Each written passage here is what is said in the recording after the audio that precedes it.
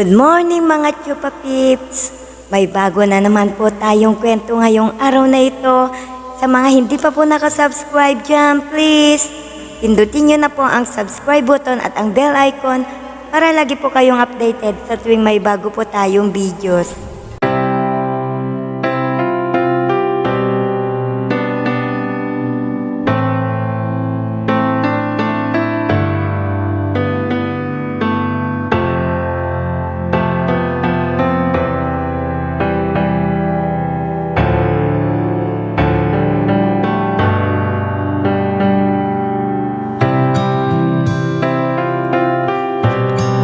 Marami sa atin ang nakakaalam kung para saan ang palikuran. Araw-araw kailangan natin iyan.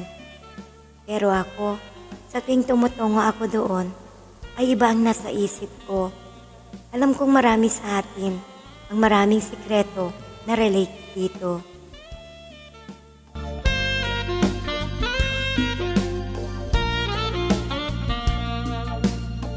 Ako po si Carlo, aka Kaloy. Hindi lang sa pansariling dahilan, kaya ako tumutungo sa palikuran, kundi para abangan tuwing break time ang aking katrabahong lalaki. Natawagin na lang natin siya sa pangalang Joel. At ang babaeng higad na kung tawagin ng mga katrabaho namin ay si Jean. Maganda at sexy si Jean. Halata na pilit itong pinapaputi ng morenang balat nito na bumagay naman dito. Nasa 21 na rin ito at nakailang buwan na sa kumpanyang pinapasokan ko.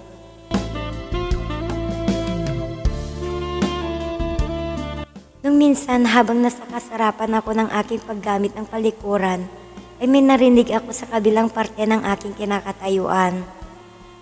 May dalawang boses akong narinig sa isang nakasaradong pinto. Kaya dahil sa kuryosidad ay sinilip ko sa ilalim. Nagtakaman ako, ngunit agad na pumasok sa isip ko na may ginagawang kababalaghan ng dalawa. Dalawang pares na pa ang aking nakita, napawang nakaibaba ang pangilalim na panloob ng mga ito.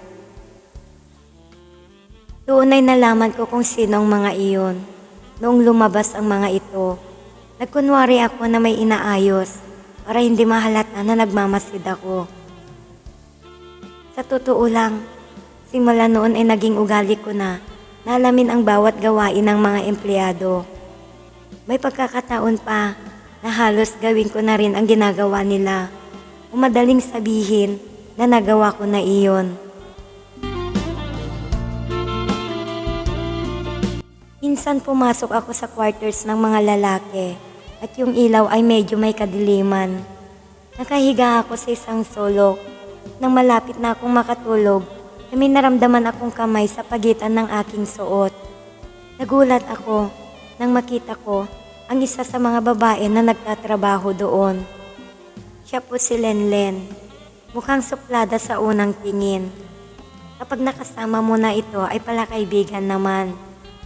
Gulat na gulat ako noon. Nagawa niya akong gapangin sa loob mismo ng kwarto ng mga lalaki. O baka dati na niyang ginagawa talaga iyon. Naguguluhan ako pero dahil sa tunay naman akong lalaki, nagawa kong pagbigyan nito.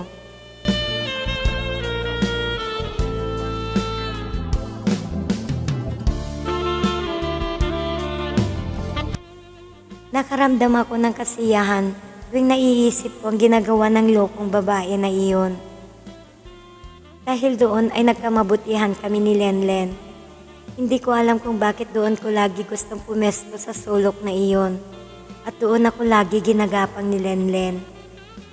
Siguro dahil sa may kadiliman at halos walang makakapansin sa amin. Subalit noong nalaman ko na malapit na palang ikasal si Lenlen, ay noon palang natigil ang aking pantasya dito. Nakakawalang gana sa trabaho dahil nawalan na ako ng inspirasyon. Pagkatapos ni Lenlen ay sinubukan kong ilibre ang isang baguhan din na katrabaho ko. Subalit parang may pagkasuplada ito, yung parang manang kong umasta. Kaya naisip ko na lang na ibaling sa ibang atensyon ko. At doon ko nakilala si Zoe. Maiksi ang buhok ni Zoe. At at mapagkakamalang tibo ito. Dahil sa kilos nitong may pagkaastig, sinubukan ko siyang kilalanin at landiin. Hindi ko po alam kung bakit ako na-attract sa mga babaeng may kakaibang personalidad. At itong si Zoe ay parang ang sarap idiin sa aking puso at isiksik sa aking puson, sa aking dibdib. Kinakabahan ako sa tuwing nakikita ko ito na nakangiti at noong minsan ay nalaman ko na muntik na pala itong napahamak. Isang gabi na umuwi ito ay minabuti ko itong ihatid sa lugar nila. Wala naman akong masamang intensyon sa kanya. Ang nais ko lang ay ihatid siya na walang problema. Kung ayaw niya sa akin ay okay lang. Basta maihatid ko siya na ligtas sa kanila ay okay na ako. Noong una ay nag-aalangan pa ako na magpaalam kay Zoe na kung pwede ko siyang ihatid pa uwi sa kanila. May motor naman ako kaya sana pumayag siya. Panalangin ko pa. At noong nakatsyempo ako ay nilapitan ko siya at nagsabi ng aking mabuting intensyon. Nagulat ako sa sinabi niya sa isang kondisyon na ipapakilala ko siya sa pamilya ko at sa pamilya niya. Para kung halimbawa na may masamang mangyari dito, ay ako ang sisisihin nila. Nais ko pa sanang magtanong pero niyaya niya ako na kumain muna. At doon ko na po nakilala ang pamilya ni Zoe. May anak na pala itong si Zoe. Sa 2 taon na at ayaw na niyang pag-usapan ang ama ng anak niya.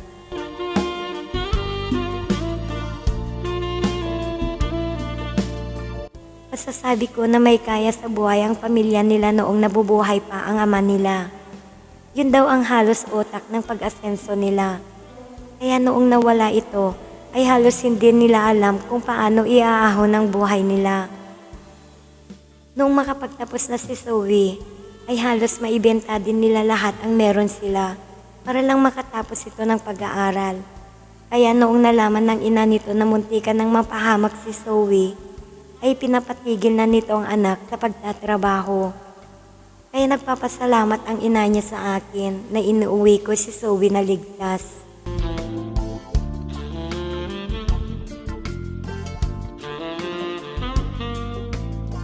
Nagpatuloy ng 2 buwan ang paghahatid ko kay Zoe at doon pa lang ako nagpahayag na kung pwede ako manligaw dito. Hindi na rin ito nakatanggi dahil sa may tiwala naman ito sa akin. Napamahal na rin ako sa pamilya niya at sa mga alaga nilang mga aso. Siya nga po pala, Miss Maharot. Ang bahay nila Zoe ay pader ang nakapalibot at yung gate nila ay laging sarado. Nakita ang loob ng bahay. At kung sino man ang sumilip, tiyak na mabubulabog ang mga aso. May kalawakan ang likod ng bahay nila. At doon ay halos nakatira ang mga alaga nila. At yung mga nasa harap ng bahay ay mga malalaking aso na 3. Pero nakatali naman. Kaya kapag tumakol ang mga ito, ay makikita mo na nakaparada ng mga aso mula sa likod ng bahay patungo sa harapan. Kaya sa tuwing ihatid ko si Zoe, ay hindi na ako makapasok dahil sa makukulit na mga aso.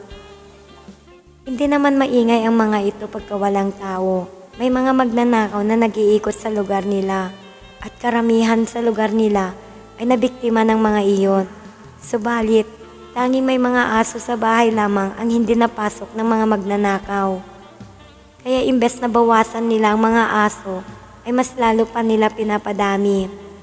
Kaya halos hindi na mabilang mga aso nila sa bahay. May iba't ibang mga lahi at lahat ay may tungkulin na protektahan sila. Isang araw na inihatid ko si Zoe ay may nadaanan kaming tuta.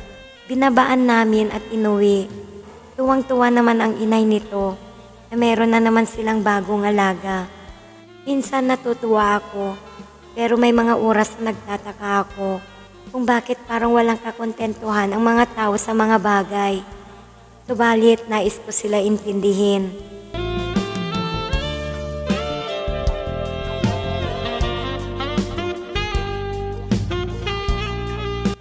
Dumating na rin ang araw na sinagot ako ni Zoe. Nakontento ako sa anuman ang meron sa amin. At doon ko nalaman na grabe pala itong si Zoe pagdating sa anuhan. Bigay na bigay sa magdamag naming laban.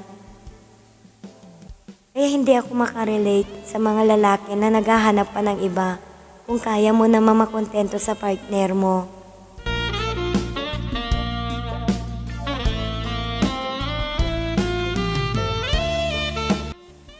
Hanggang dito na lang po ang aking kwento, Ma'am Maharot. Maraming salamat po.